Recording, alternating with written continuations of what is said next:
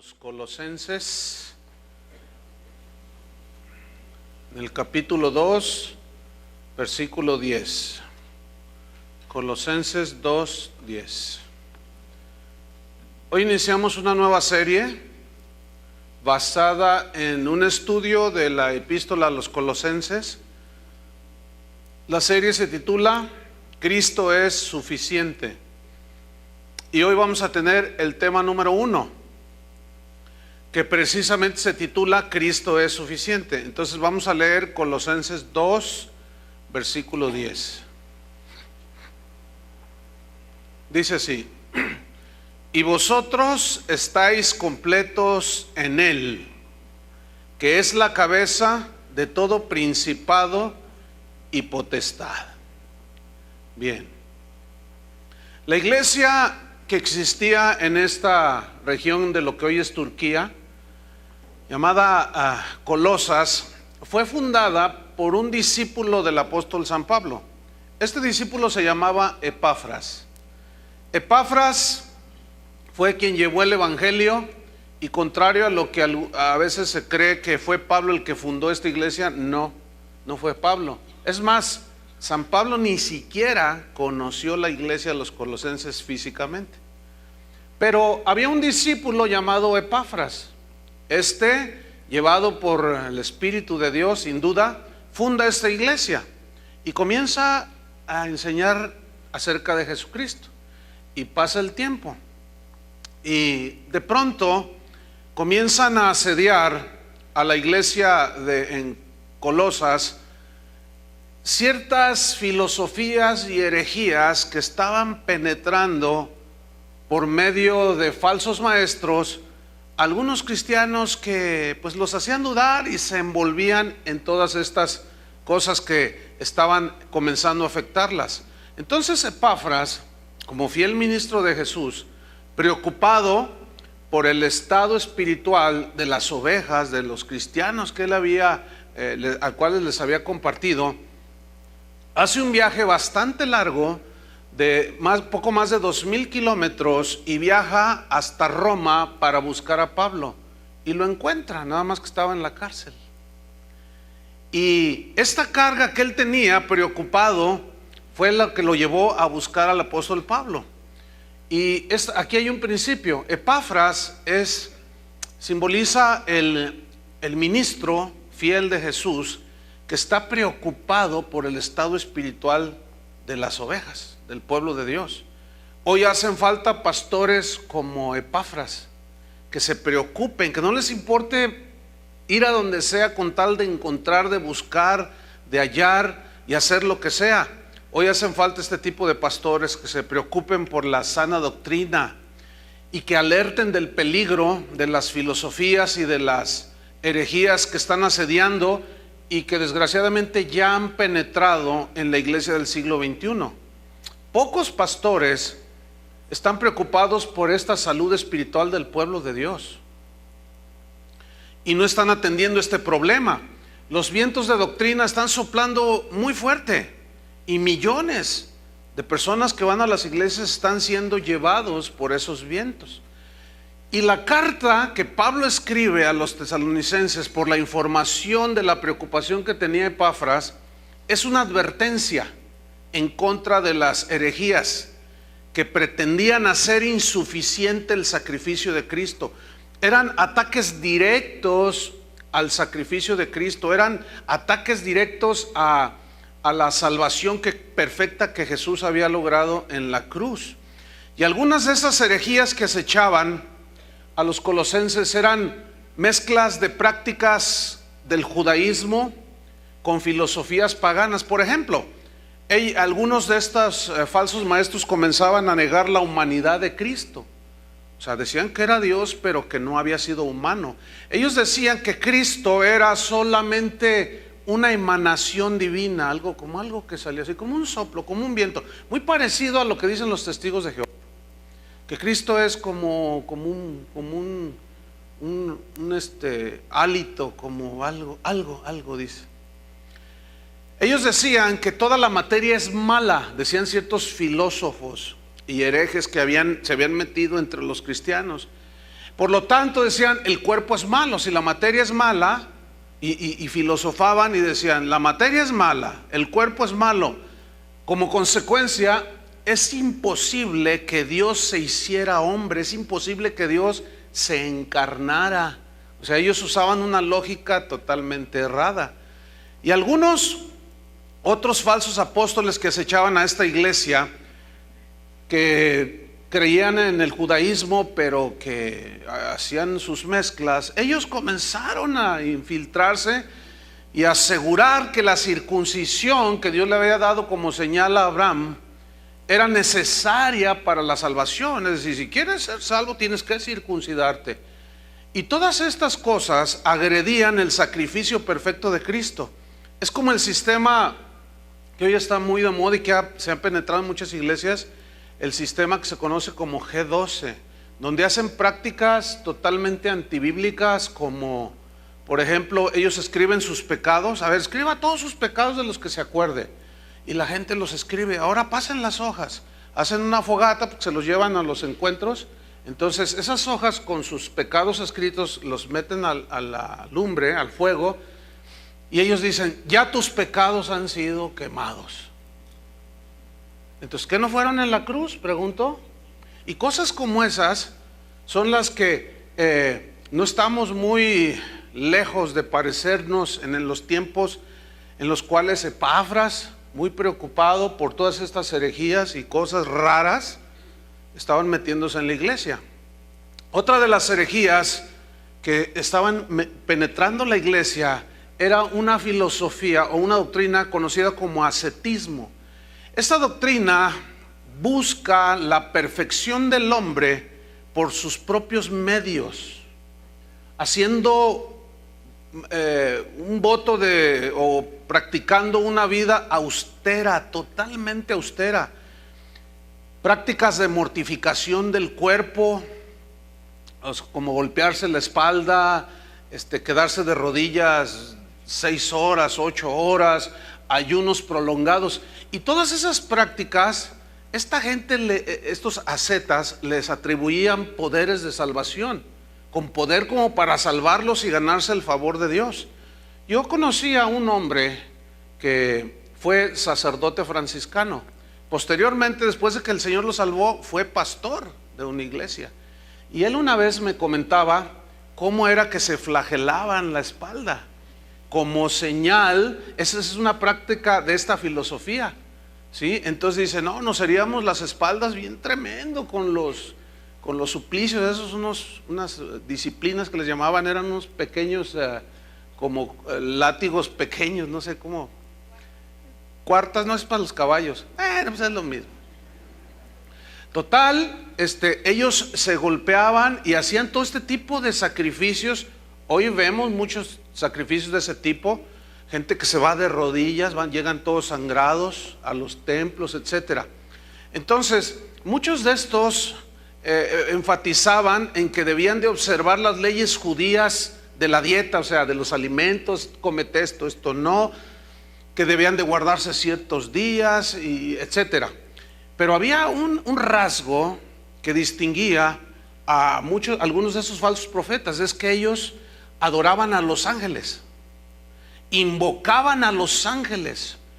Algunos de estos falsos maestros creían que los ángeles les ayudaban, y ciertamente así es, porque la Biblia dice que los ángeles están para ministrar a los escogidos de Dios, es decir, para ayudarnos, nos protegen, etcétera. Sí es cierto, hay una enseñanza bíblica, pero lo que la Biblia prohíbe es invocarlos, porque nosotros invocamos al Padre en el nombre de Jesús, pero a los ángeles no. ¿Por qué Dios prohíbe invocación a los ángeles?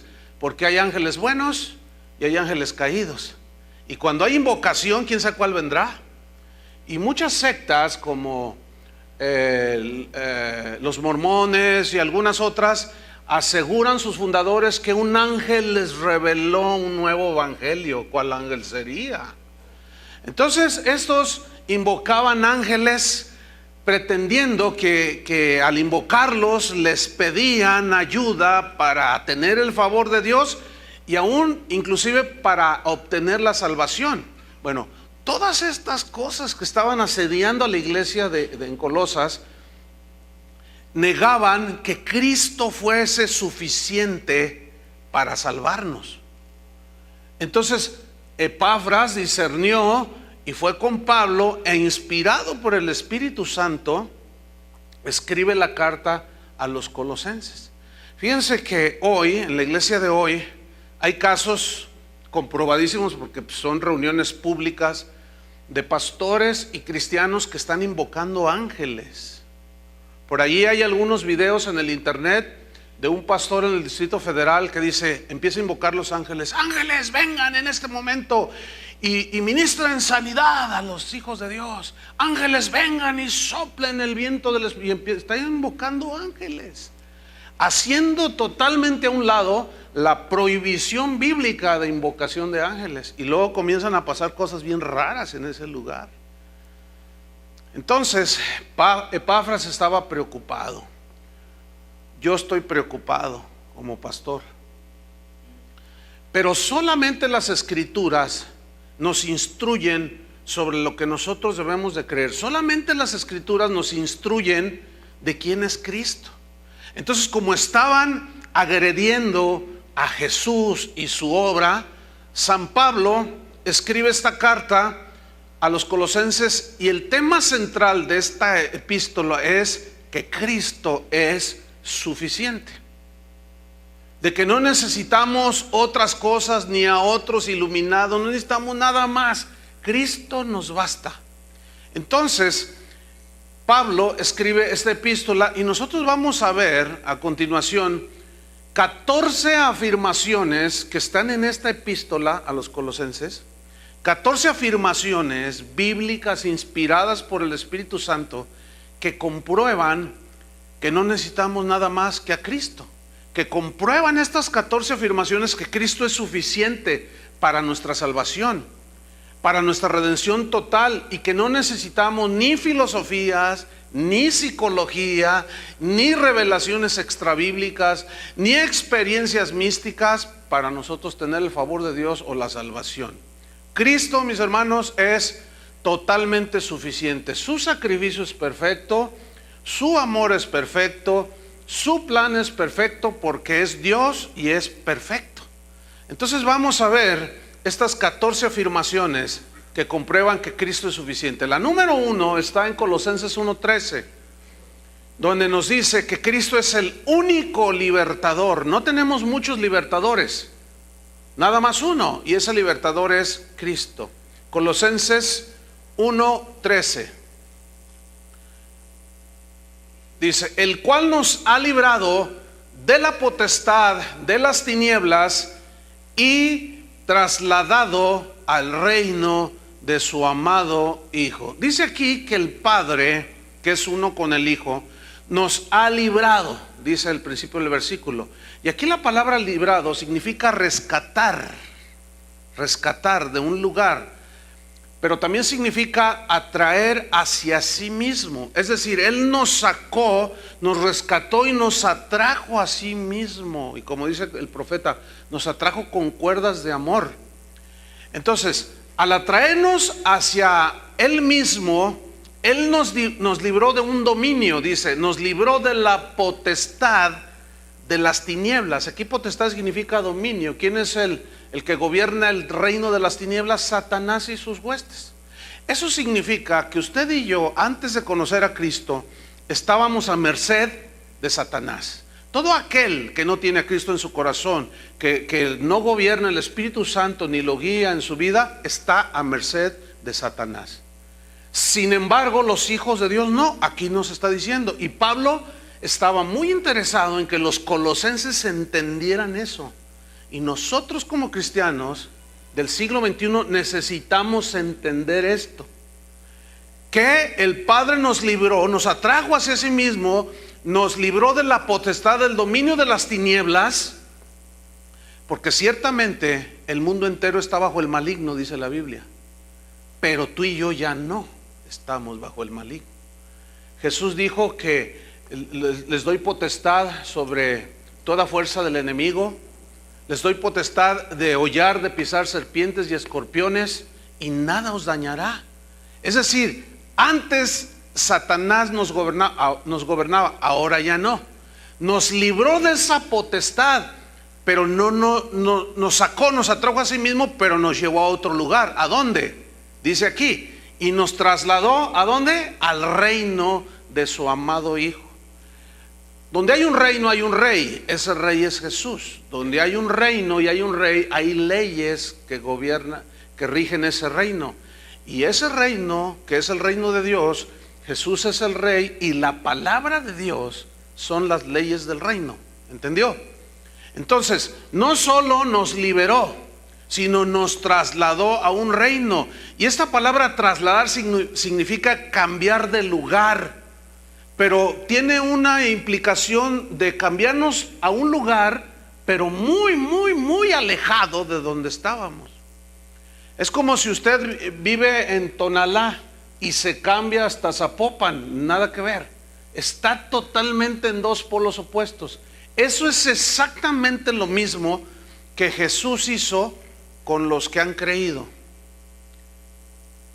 Estábamos en el reino de las tinieblas y nos trasladó al reino de Jesús, a un lugar totalmente alejadísimo, al otro polo, totalmente.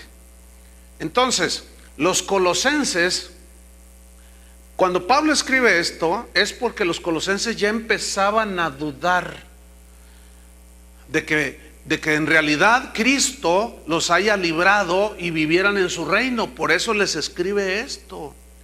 Hoy muchos cristianos hacen tanto énfasis en la guerra espiritual y en los demonios y todo eso, que los cristianos llegan a sentirse asediados por los demonios. Y eso es una mentira de Satanás. Nosotros no tenemos que tenerle temor al demonio, pero tampoco vamos a andarlo cucando. Tampoco vamos a andar detrás de él pisándole la cola, como dicen algunos. No, nosotros vivimos la vida cristiana, pero tenemos que entender que Cristo es nuestro único libertador. No hay otro. Número 2, Cristo es el único Salvador. Colosenses 1:14. Estoy yéndome conforme van apareciendo estas afirmaciones en las escrituras, ahí en la carta. Colosenses 1:14 nos muestra que Cristo es el único Salvador. ¿Ha oído usted a gente decir que la Virgen María es corredentora? Co significa igual, que tuvo el mismo papel en la redención. Escúcheme bien, eso es una herejía. Porque el único que murió en la cruz fue Jesús. Yo sé que esto le puede molestar a algunos, pero lo lamento mucho. ¿Por qué? Porque la Biblia asegura que hay un solo Salvador, que hay uno solo que murió en la cruz. Él no tuvo, no existe ningún corredentor, o sea, que sea igual en su obra de salvación. No, ella fue escogida por gracia, como pudo haber sido Elizabeth o Juanita. Había muchas mujeres virtuosas en Israel, pero solamente una tenía que haber sido escogida. Le tocó a ella, pero fue por gracia. Pero eso de corredentora es totalmente antibíblico. Entonces, ¿por qué Pablo les dice en el versículo 14, en quien tenemos redención por su sangre, el perdón de pecados? ¿Quién derramó su sangre? ¿San Pablo? ¿Para limpiarnos nuestros pecados? ¿San Pedro? ¿La Virgen María? ¿El apóstol Juan Camaney? ¿Quién? Dígame, ¿quién?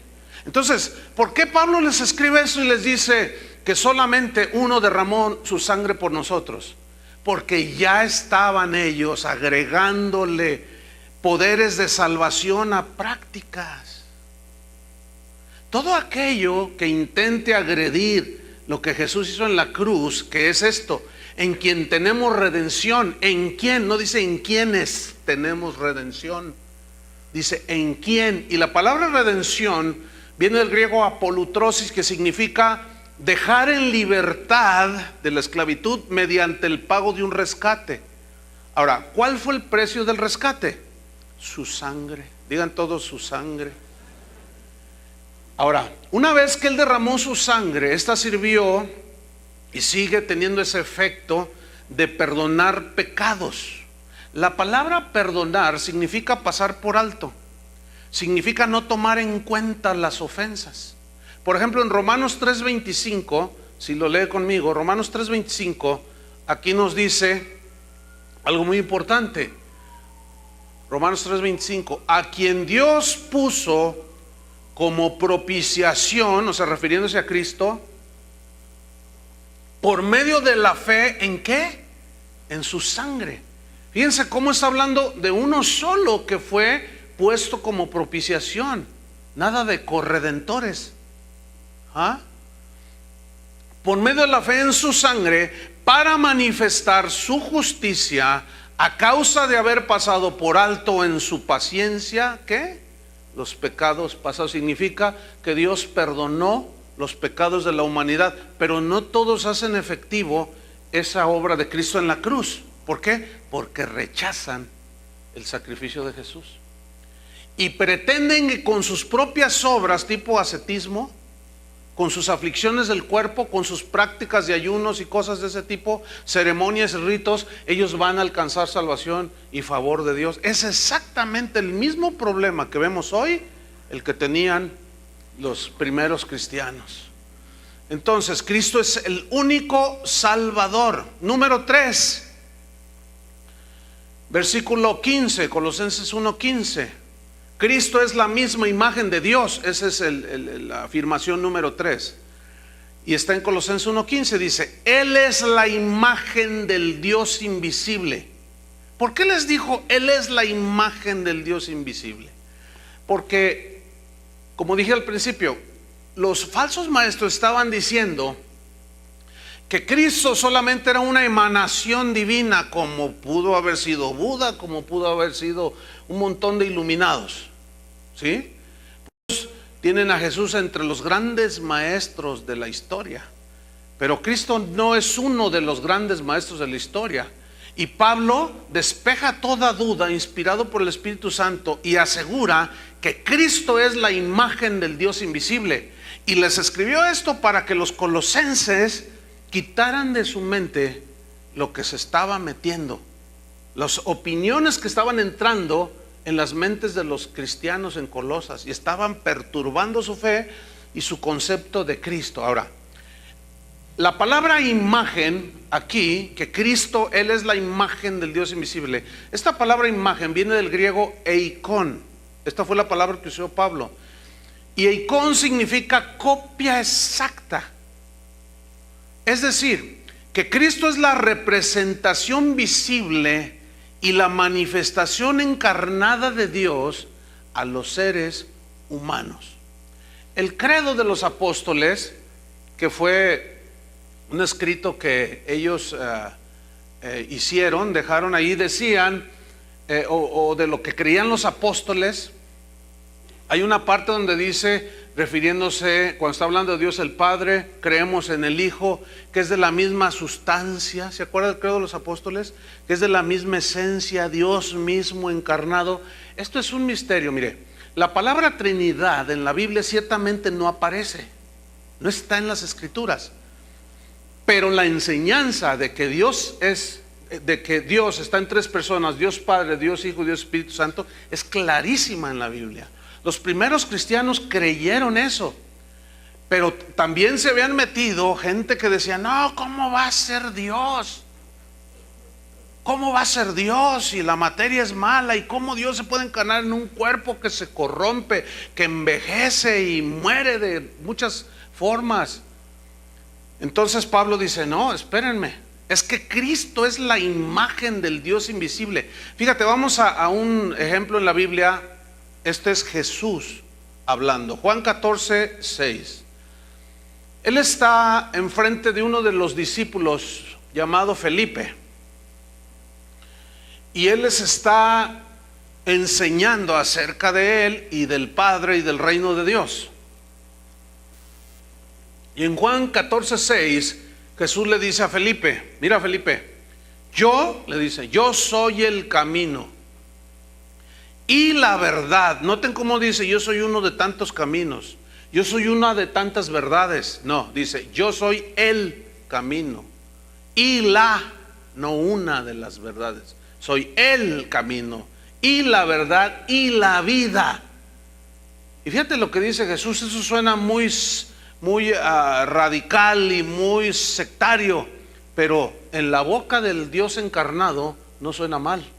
Dijo: nadie viene al Padre sino por mí. ¿Qué está diciendo a Jesús? Aquí Jesús mismo por su propia boca: un solo Redentor, un solo Salvador. No hay más.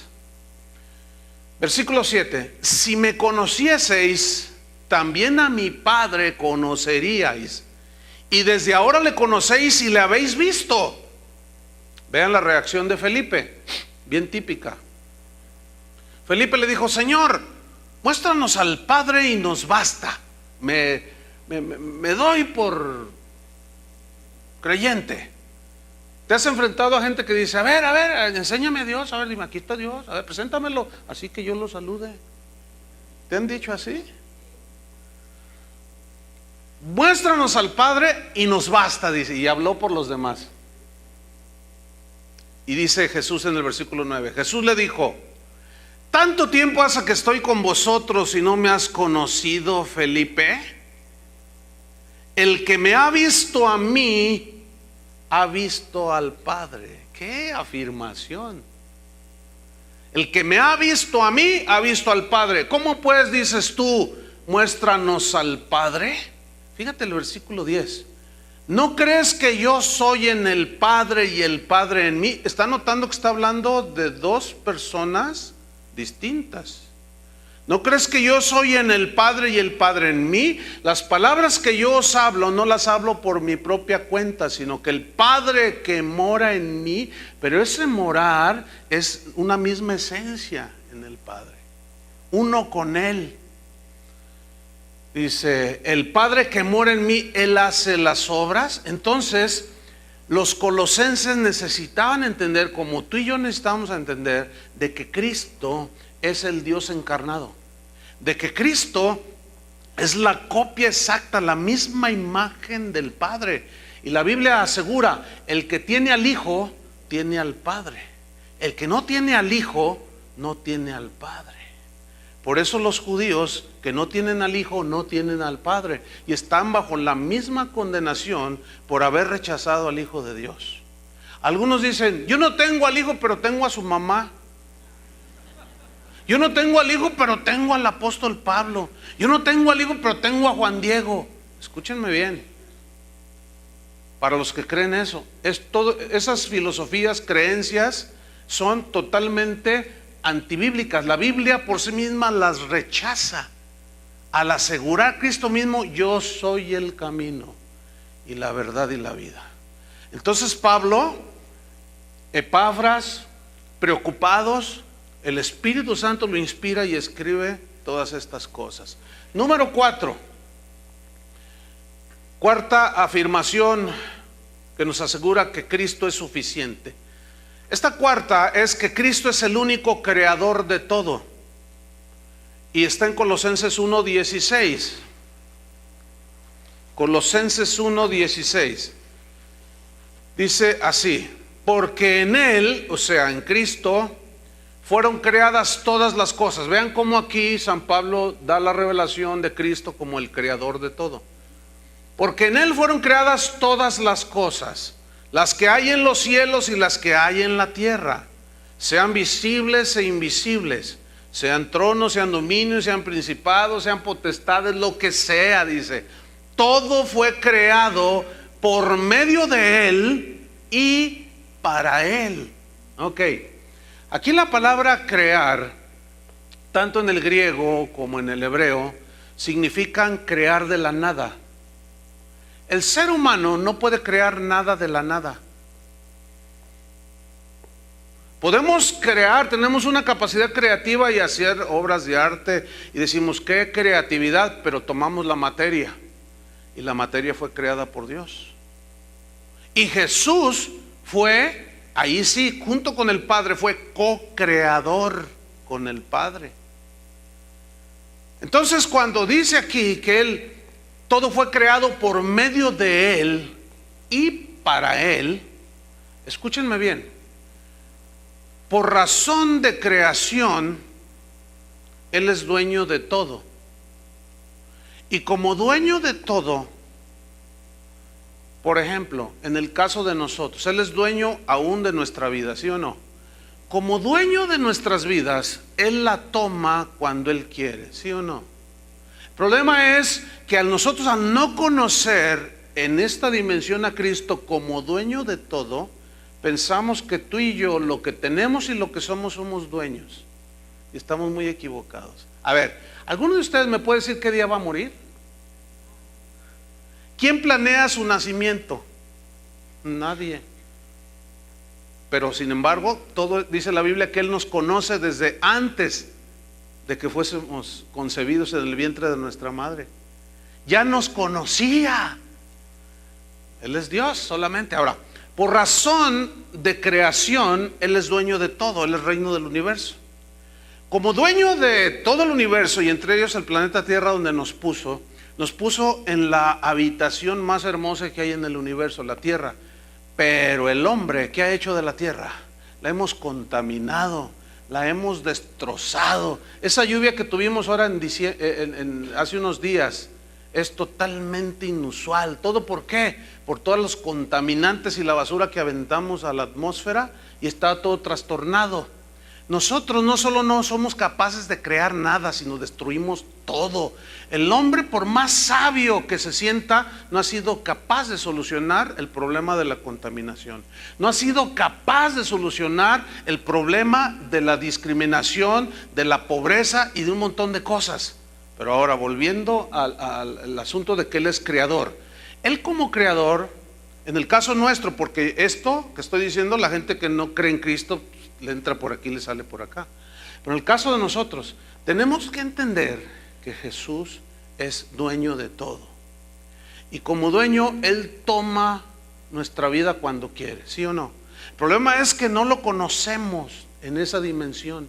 Y cuando Él, por su soberanía, toma a cualquiera de nosotros, de nuestros hijos, el esposo, la esposa, qué sé yo, nos turbamos y decimos, ¿por qué?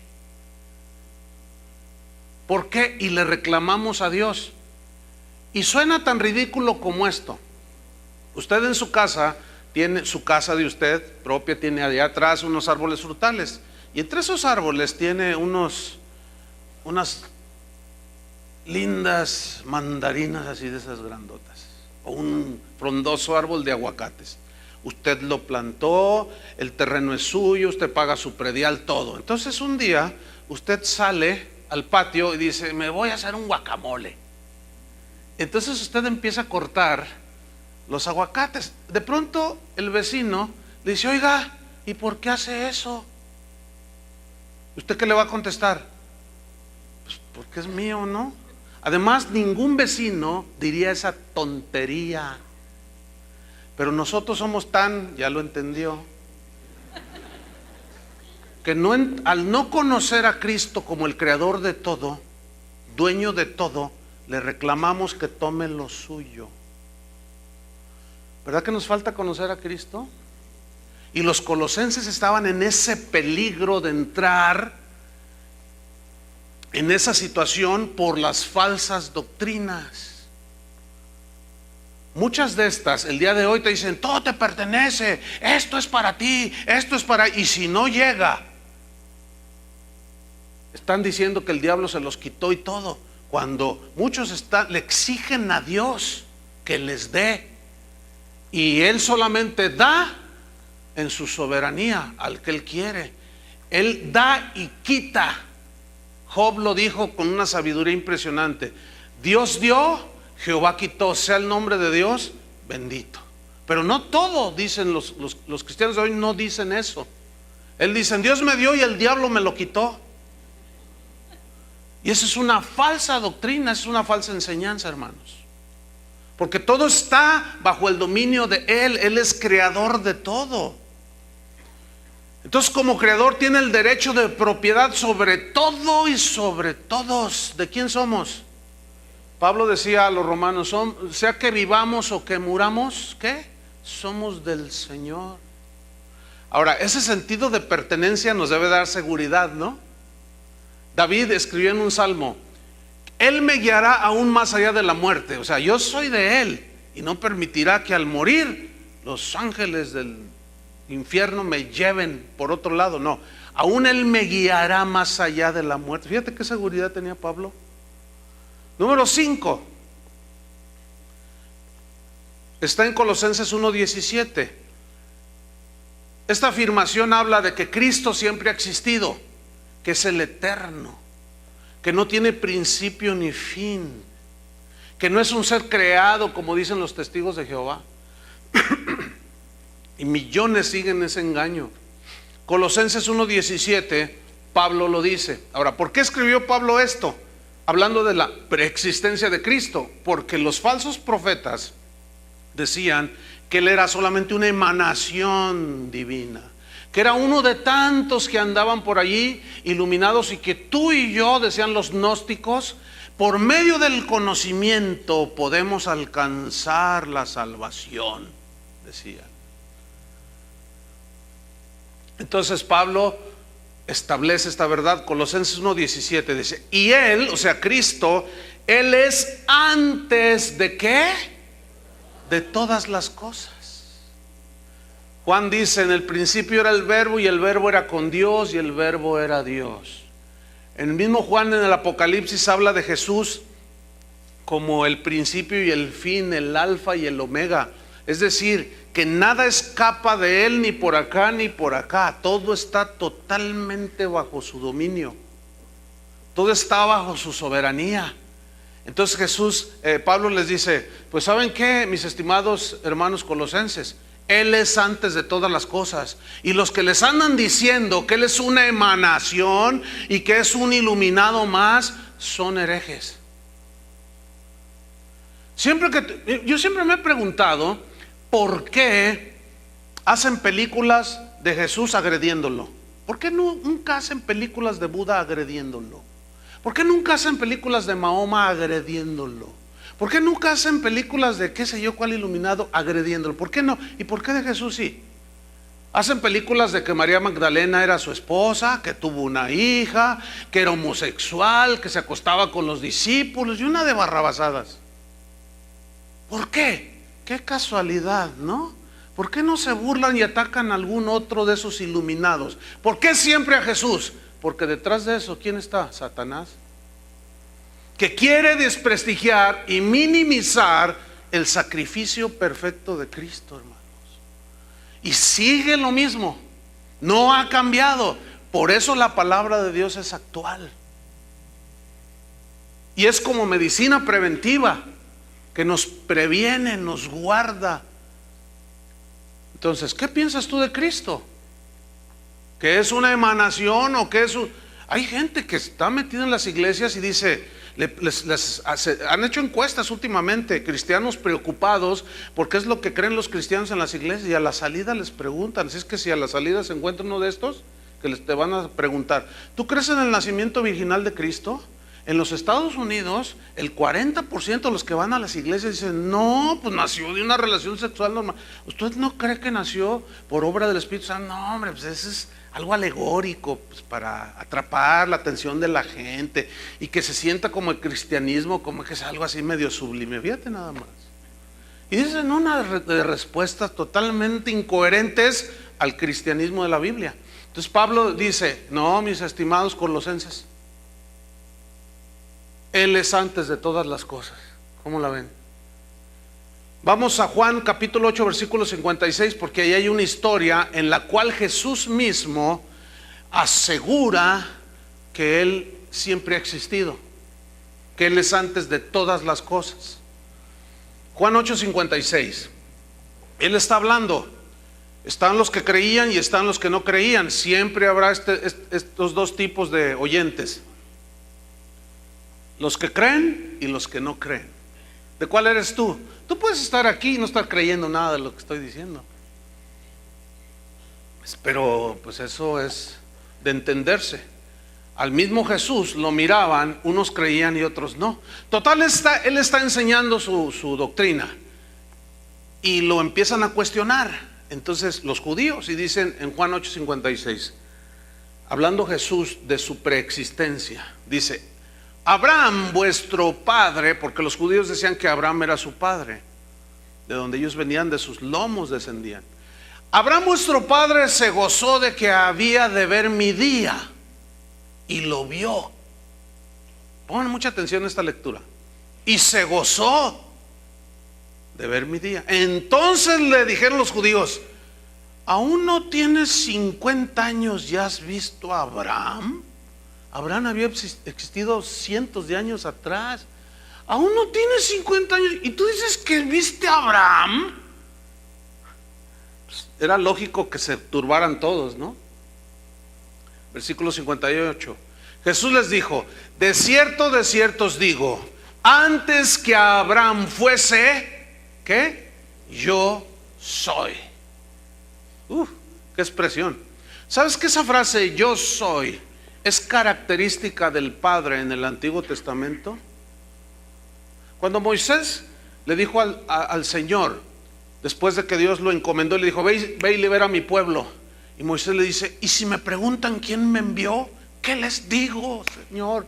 Y Dios le responde: diles, yo soy el que soy, te envía. Yo soy el que soy. Esa frase yo soy el que soy en hebreo significa el que existe en sí mismo, el que vive en sí mismo, el que tiene vida en sí mismo, vida increada. ¿Cómo fue? ¿Y quién hizo a Dios? Mamá, la típica, ¿no? Y se te mueve todo el tapete porque no sabes decirle. Yo soy el que soy. Entonces cuando Jesús dice antes que Abraham fuese, yo soy, o sea, yo siempre he existido. ¿Cómo la ven? Estas palabras de Jesús, yo soy, en la boca del apóstol más ungido, suenan pero terribles. Lo terminamos aventándole de jitomatazos. ¿Te imaginas un hombre que diga yo soy el que soy, yo existo en mí mismo, nadie me creó? Tú dices, uy, vámonos de aquí porque este está loco. Pero en los labios de Jesús suenan perfectamente coherentes, porque efectivamente Él es el Dios encarnado que siempre ha existido. Entonces dice, yo soy antes que Abraham. Pero fíjate el versículo 59. Tomaron entonces piedras. No agarraron tomates, agarraron piedras porque dijeron, no hombre, esto ya se pasó, herejía. Fíjate qué terrible, hablando con el mismo creador del universo cara a cara. Qué increíble. ¿Te imaginas el día del juicio? De estar diciendo, es que lo tuve enfrente de mí y no creí. Los judíos que esperaban la salvación de Jehová por medio del Mesías, lo tuvieron enfrente y lo rechazaron. A lo suyo vino y los suyos, refiriéndose al pueblo judío, no le recibieron. Mas a los que creen en su nombre, ¿cuántos creen en su nombre? Les ha dado potestad de ser hechos hijos de Dios. ¿Qué somos ahora? Hijos de Dios. Pero Él es preexistente, Él no es ningún Dios creado como los de la mitología griega.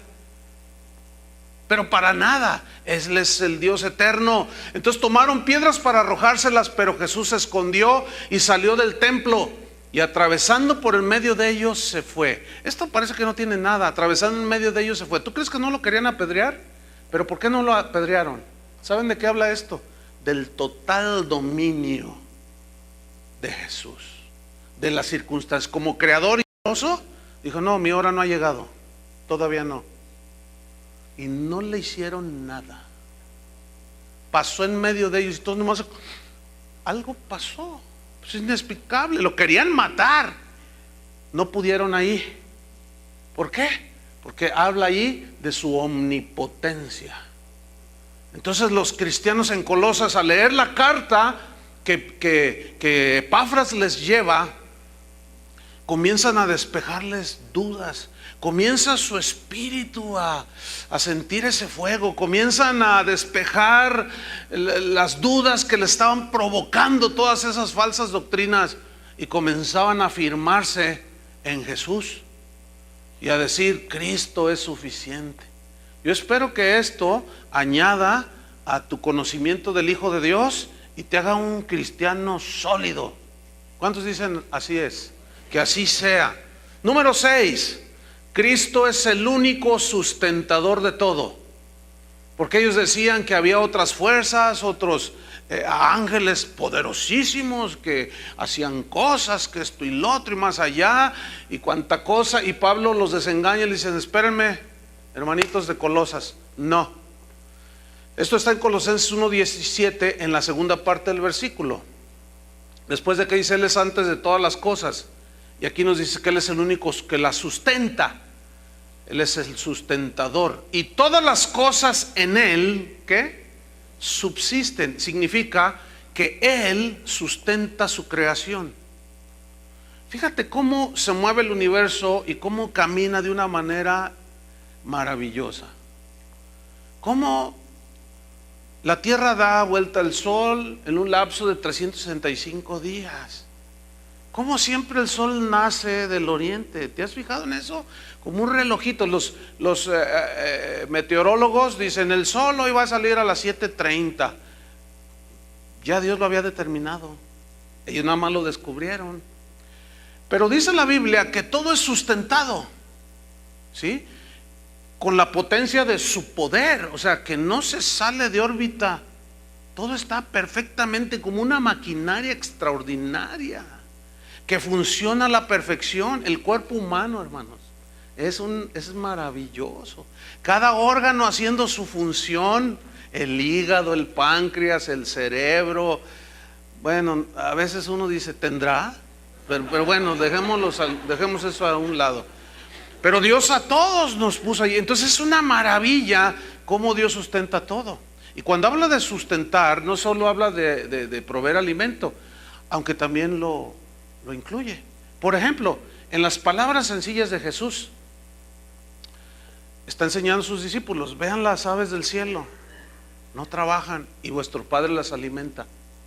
Vean las flores del campo, que no trabajan, no hilan, y vuestro Padre, miren cómo las vistió. Esas son de plástico y aún así se ven bonitas.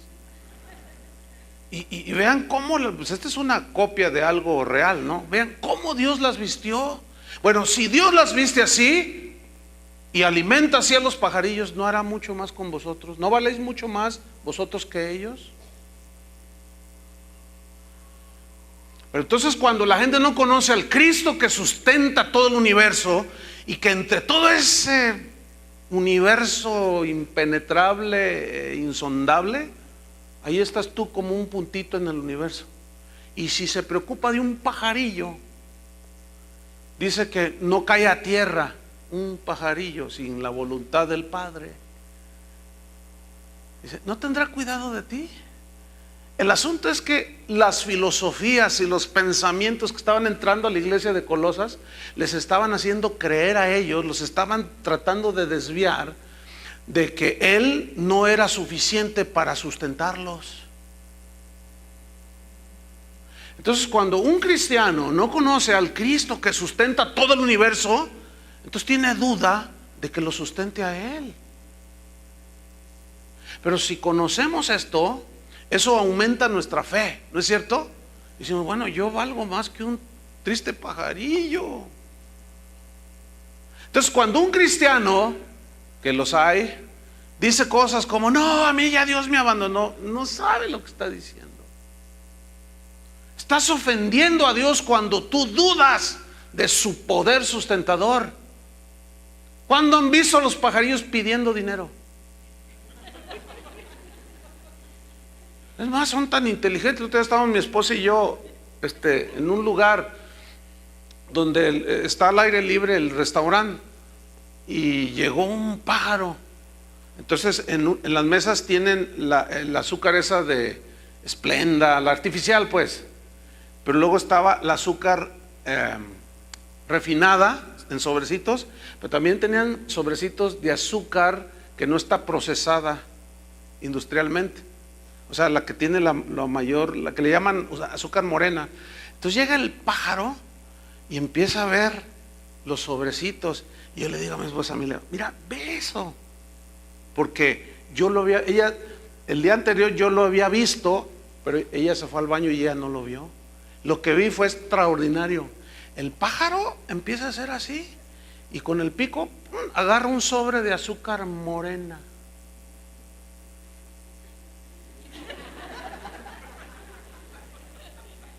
¡Qué increíble! ¿Cómo supo? ¿Cómo supo ese pájaro? Fíjate nada más. Y nosotros le metemos de toda la basura posible. O sea, no nos funciona a veces acá arriba en la azotea. Pero ese pájaro, ¿los has visto muriéndose de hambre? Ustedes no se ven como que la crisis les ha afectado. Se ven muy llenitos. El problema es que nosotros medimos nuestro bienestar y la bendición por la abundancia de los bienes que tenemos. El carro que traemos o el dinero que tenemos en el banco. Estamos equivocados, hermanos. Los primeros cristianos no tenían tiempo de ahorrar. Ellos eran perseguidos, todos les quitaban y perdían. Y Pablo decía, como empobrecidos, pero enriqueciendo a muchos. O sea, es totalmente otra cosa. Esos sí conocían a Cristo. Para vergüenza nuestra lo digo, y para vergüenza de todos esos falsos maestros que han desviado a la gente, haciéndole creer esas cosas, como aquellos falsos que querían afectar la iglesia de Colosas. Cristo es el único sustentador. ¿Qué te hace falta, hermano? No dudes, confía. Yo te reto a que confíes en Él. Si Él sustenta todo, ¿no podrá contigo? Si puede sostener la tierra, que dice que la tierra es estrado de sus pies y que Él sustenta todo, ¿tú crees que puede contigo? ¿Cuánto pesas? Dejemos la ignorancia, hermanos, a un lado y conozcamos a Cristo. Pero esto se conoce a través de las Escrituras, no hay otra revelación.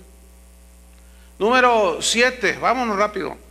Cristo es la única cabeza de la iglesia. Esto está en Colosenses 1:18, en la primera parte. Cristo es la única cabeza de la iglesia. Dice, y Él es la cabeza del cuerpo que es la iglesia. ¿Quién es la iglesia? Todos los creyentes. ¿Quién es la cabeza de la iglesia, el que gobierna la iglesia? Cristo. Aunque hay algunos cabezones que se creen dueños de la iglesia. Un pastor, un apóstol, un profeta, no somos dueños de la iglesia, hermanos. Somos parte de la iglesia. Somos colaboradores como ministros de Él, decía Pablo. Pero no somos dueños, ni somos la cabeza de la iglesia. Nuestro deber, escuchen bien, como pastores, ministros, es escuchar las instrucciones que vienen de la cabeza. ¿Dónde está el cerebro? En la cabeza. De ahí parten las órdenes, así como el cuerpo humano, del cerebro. Y el cerebro es Cristo, la cabeza es Cristo. Él es el que guía. Él es la única cabeza. Entonces, escúchame bien, si el pastor de la iglesia donde vas se tuerce y empieza a enseñar herejías, no estás obligado a seguirle ni a obedecerle. Y no diezmen para que se muera de hambre. ¿Me escucharon? ¿Entendieron eso? Pero si ese pastor o esos pastores, apóstoles, los que sean, les están llevando hacia Cristo, óiganlos. Si no, no. Si los llevan en la doctrina que es conforme a la piedad, obedezcan a sus pastores. Eso dice la Biblia. Los están llevando hacia Cristo. ¿Hacia dónde los están llevando? O los están alejando de Cristo, porque Él es la cabeza. Y pastor que no se conecta a la cabeza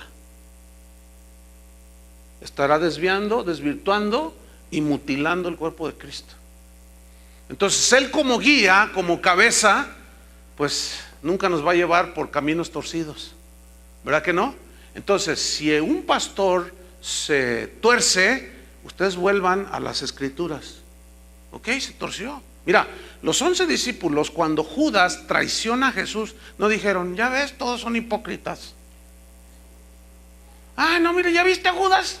Ah, pues entonces yo también ya me voy, todos son iguales. Ninguno de los discípulos dijo esa tontería que dicen muchos. Ven a alguno fallar, caer y dicen, ya ves, todos son iguales. Yo ya no voy porque todos son iguales. No sean tontos como aquellos. Piensan mal, razonan mal, desacertadamente, para tragedia de ellos, porque Cristo la cabeza sigue siendo la cabeza. Por eso la Biblia nos instruye: puestos los ojos en ¿quién? En el pastor. Así dice: puestos los ojos en Cristo, en el autor y el consumador de la fe.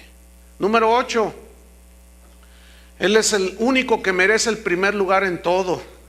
Ni el pastor, ni el apóstol, ni nadie, solamente Cristo. Primer lugar en todo.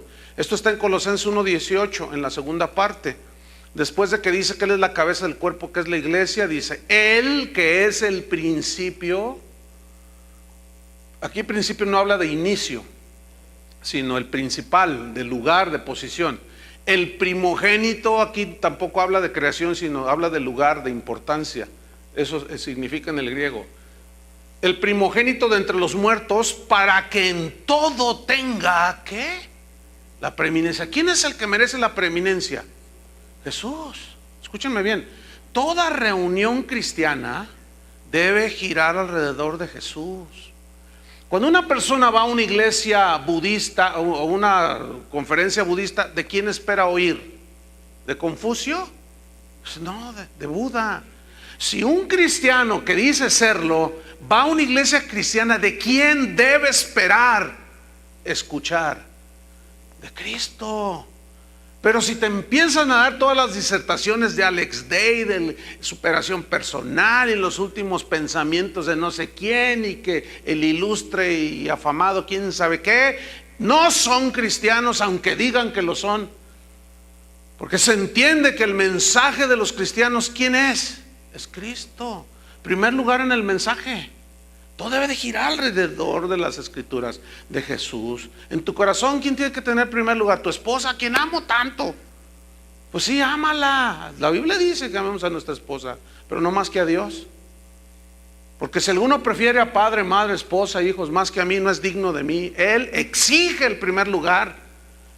Y los falsos maestros estaban enseñando a los colosenses a quitar a Jesús del primer lugar, para poner sus prácticas heréticas y a los mismos maestros falsos en el lugar de Cristo.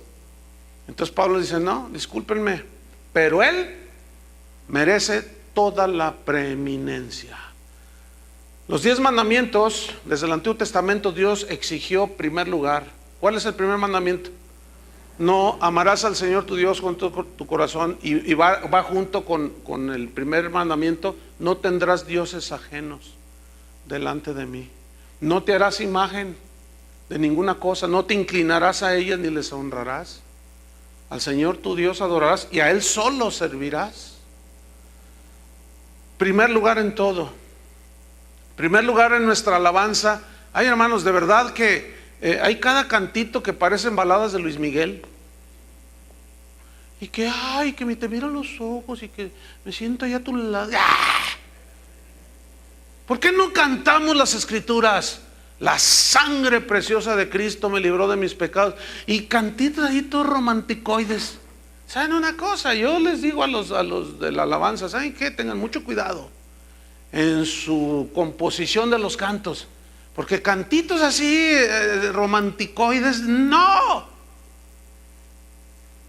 Y luego menos cuando le quitan el nombre de Jesús, que ya no, ya tú dices, bueno, ahora ya los homosexuales se casan, ya hasta esa canción, algunas canciones se pueden hasta cantar entre los seres humanos, y ya no sabes ni a quién le estás cantando, porque quitan la esencia del mensaje en las letras de la adoración. Otro día una jovencita me dice: oiga, pastor, ¿ya escuchó este disco? Y entonces yo vi la portada y le digo, no la había escuchado. Le dije, no, ¿por qué? Dice, pues es que está muy raro, me dice, me lo regaló mi papá, dijo. ¿Y qué le encuentras de raro? Pero la artista sí la conocía, en una que dice que es cristiana. Dice, es que parece como que le está cantando a otra o a otro, como que le está cantando a su amante. Dice, que vámonos allí tú y yo solitos en el cuarto, en intimidad, pero nunca dice Dios, nunca dice Jesús. Entonces se presta para cualquier cosa. Número 9, Cristo es el único conciliador. Esto está en Colosenses 1:20. El único reconciliador, mejor dicho. Colosenses 1:20 dice: y por medio de Él, o sea de Cristo, reconciliar consigo todas las cosas, así las que están en la tierra como las que están en los cielos, haciendo la paz mediante la sangre de su cruz. Nos reconcilió con el Padre, o el Padre nos reconcilió a través de su Hijo Jesucristo. Yo quiero que noten que está hablando que Jesús fue el que nos reconcilió con el Padre. Ni Juan Diego, ni San Juan, ni San Pedro, ni San Pablo, ni no sé quién. No. Nosotros los cristianos tenemos un único y suficiente intercesor. ¿Quién es? Jesús. No necesitamos acomedidos que vayan a favor nuestro. La Biblia nos dice que hay un solo mediador entre Dios y los hombres. ¿Quién es? Jesucristo, hombre. Pero ¿por qué Pablo escribió esto? Y les dice, Él es el que nos reconcilió por medio de la muerte en la cruz. Él fue el que nos reconcilió con el Padre. No fue ninguno de esos falsos que andan por allí. No fue ni el más santo que asista a la iglesia. Él fue el que nos reconcilió consigo mismo a través de Jesucristo.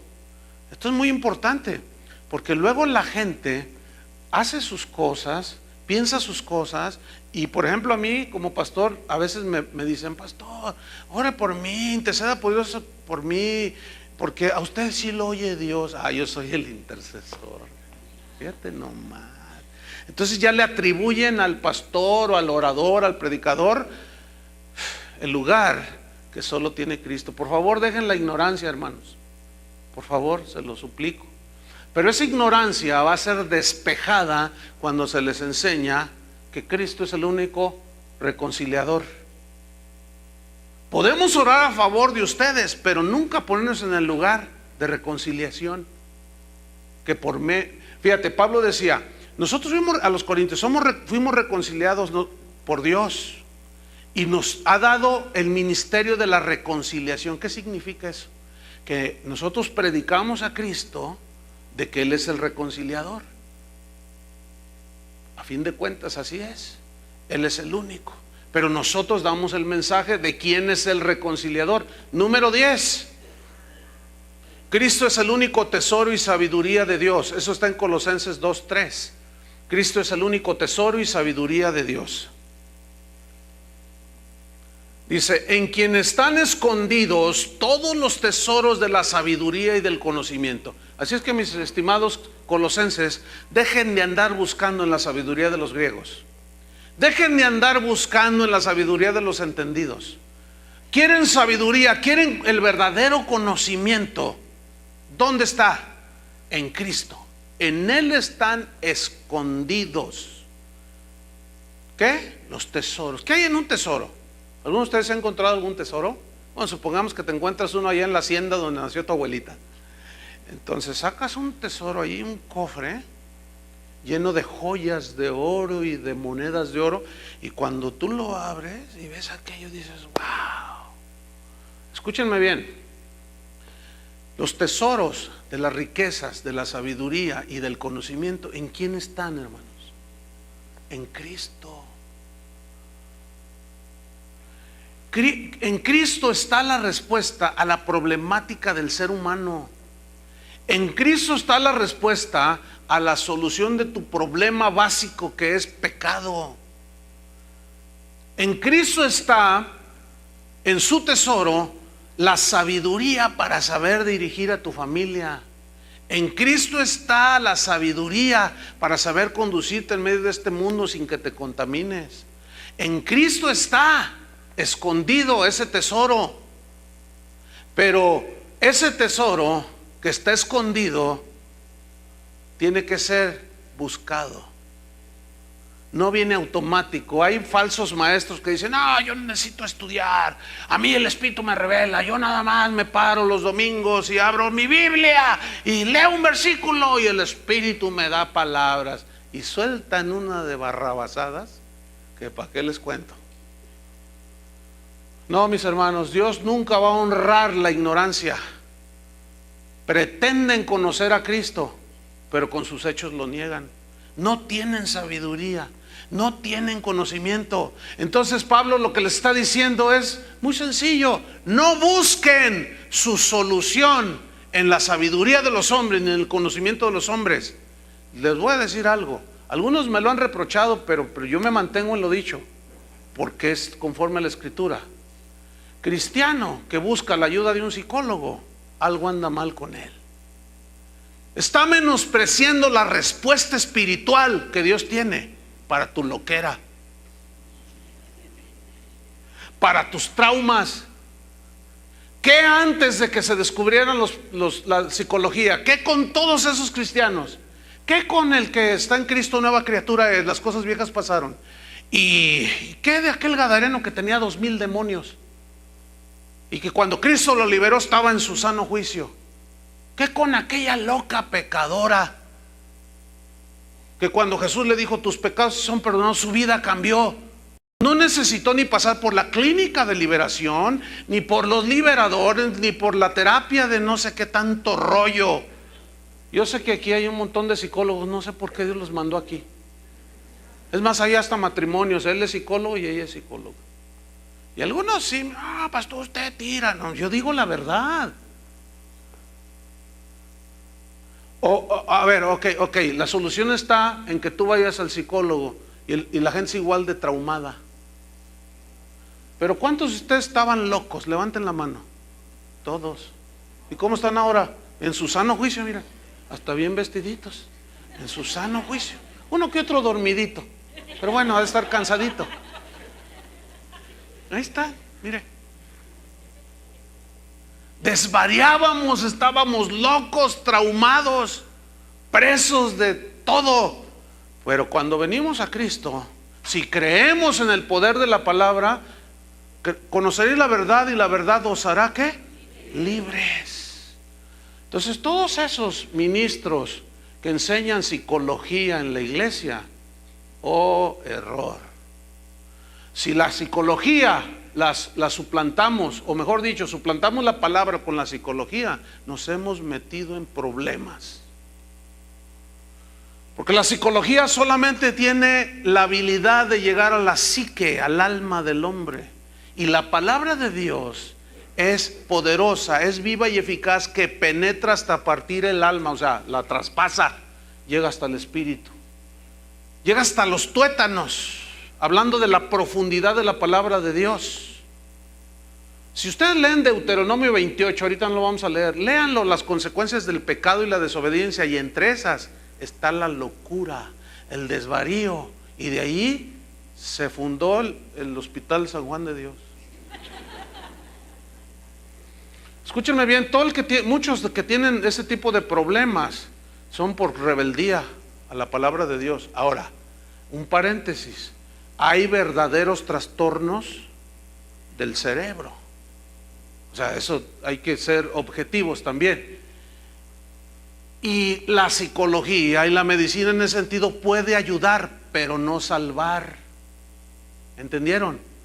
Entonces todo en su lugar. Pero el mensaje de la iglesia no debe ser a nivel psicológico, debe ser a nivel espiritual totalmente. Porque esa es la solución para el hombre. La palabra de Dios que es espiritual. Y número 11, para terminar, 11, 12, 13 y 14. Nos vamos rápido. Cristo, el unigénito de Dios encarnado. Colosenses 2:9. El unigénito de Dios encarnado. Era muy importante que Dios se encarnara. Y Pablo, acuérdense que decía, no, son emanaciones que andan por ahí. Y Pablo dice, no, discúlpenme, versículo 9, Colosenses 9. Porque en Él, o sea, en Cristo, habita corporalmente toda la plenitud de la deidad. Y con eso ya está echando por tierra toda doctrina que aseguraba que Cristo, el cuerpo de Cristo físico, era malo. Número 12. Solo en Cristo estamos completos. Colosenses 2:10. Dice, y vosotros estáis ¿qué? Completos en Él. Esta palabra completos en el griego significa totalidad, No hay nada que falte ni que sobre en lo que tiene que ver con nuestra salvación. No hay nada que le falte al Evangelio para darnos una respuesta a nuestro problema. No hay nada que le falte a la palabra de Dios. ¿Escucharon eso? No hay nada que le falte al sacrificio de Cristo para completar nuestra salvación. No tenemos que andar en encuentros, preencuentros y posencuentros quemando pecados. Tenemos que creer en el unigénito Hijo de Dios, y el que cree será salvo, dice la Biblia. No tenemos que andar haciendo hechicerías y brujerías y cuanta cosa. Todo eso agrede el sacrificio de Cristo. Estamos completos en Él, hermanos. Ahora, desde el momento en que tú recibiste a Cristo, camina tu vida cristiana. Ya no somos ritualistas. No confiamos en ayunos, rituales, no les atribuimos poderes salvíficos, porque Cristo nos salvó. Vivamos la vida cristiana con la libertad que nos enseña la palabra de Dios, que yo les he hablado los domingos anteriores. Estamos completos, hermanos, no nos falta nada. Penúltima, Cristo es la única realidad de todo. Colosenses 2:16. Ahí leemos, ¿verdad? Puesto que ya no hay ritualismo del Antiguo Testamento, aquello era la sombra, ahora vivimos la realidad. Colosenses 2:16. Por tanto, dice: nadie os juzgue en comida o en bebida, o en cuanto a días de fiesta, luna nueva o días de reposo, de que no lo haces, que si lo haces, todo, que ya lo hemos discutido. Todo lo cual es sombra de lo que ha de venir, pero el cuerpo es de Cristo. Es decir, la realidad, eso significa, es Cristo. ¿Quién es nuestra realidad? Cristo. Nosotros no seguimos a una doctrina esotérica o a un personaje que se duda su existencia. Tan así existió Cristo que dividió la historia, y hasta el más ateo dice antes de Cristo o después de Cristo. No, nosotros seguimos la realidad que es Cristo, y es una persona, no es una emanación. Y finalmente, en la 14 afirmaciones, que Cristo es el único absoluto. En este mundo en que todo es relativo, todo depende del cristal con que se mira, dicen por ahí, ¿verdad? Y la gente dice, pues a ti te parece mal, a mí me parece bien, y todo es relativo. Ya los absolutos de que Cristo es el camino se ha vuelto tan relativo que hoy hay muchos caminos que quieren llegar a Dios, pero la misma Biblia se defiende sola. Hay caminos que al hombre le parecen derechos, justos, pero su fin es ¿qué? Muerte. Hay un solo camino. Entonces Cristo es el único absoluto, y esto está en Colosenses 3:11. Dice así: donde no hay griego ni judío. O sea, ya, eso significa ya no hay distinción de raza, circuncisión e incircuncisión, ya no hay distinción de religión o de ritualismo, bárbaro ni escita. O sea, ya no hay distinción entre el ignorante y el sabio, siervo ni libre en el estado en el que vive una persona. Ya no se trata de eso, sino que Cristo es ¿qué? El todo y en todos. Entonces, hermanos, no necesitamos más. Cristo es suficiente para todos los que creemos. Nos debe ser suficiente y nos debe bastar. Al menos en esta congregación nos esforzaremos por presentarles al Cristo suficiente. Nunca Dios nos dé gracia, nunca les presentaremos una alternativa que no sea Cristo. Ninguna solución que no sea Cristo. Ningún mensaje que no sean las Escrituras. Porque queremos que esta iglesia sea una iglesia cristiana. ¿Son cristianos? Conozcamos a Cristo. Si tú eres de los que dicen, es que yo siento que me falta, ¿qué te falta? Es que yo siento que tú, ¿qué? Es que pienso que Él no me oye. A ver, espérame, ¿no conoces a Cristo? ¿O estás en proceso de conocerlo día a día? Que pienso que esa es la situación real.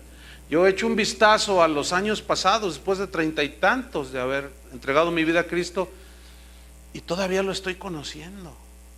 Y lo conozco más y me doy cuenta que necesito todavía conocerlo más. Por eso Pablo decía, yo prosigo a la meta, dice, yo he dejado todo, he perdido todo por el conocimiento de Cristo.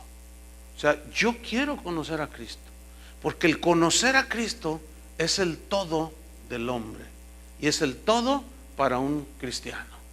Oremos, pónganse de pie. Señor, te damos las gracias por tu palabra.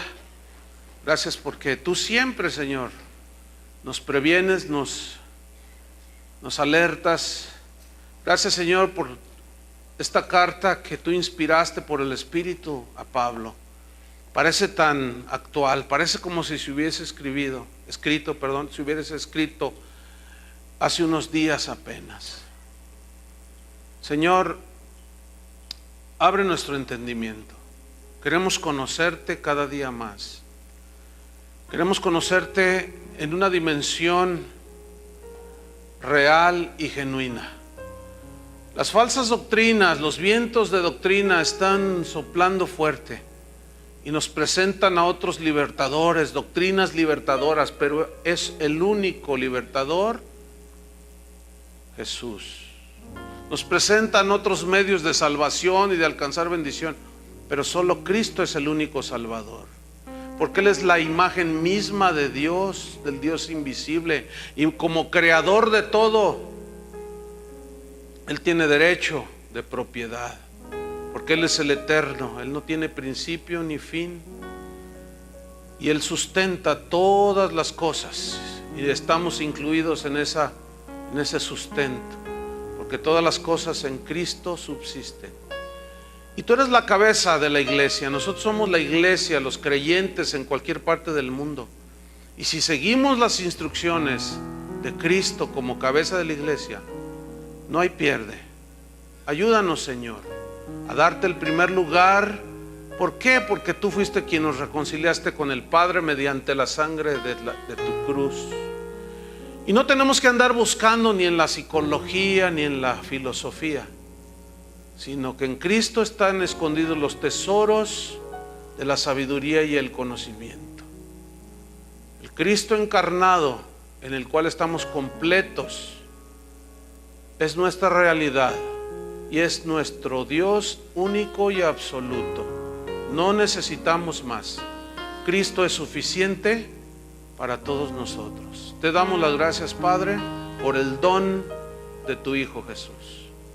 Jesús, recibe nuestra gratitud, nuestro amor y nuestro servicio incondicional. Amén. Que Dios los bendiga a todos, hermanos.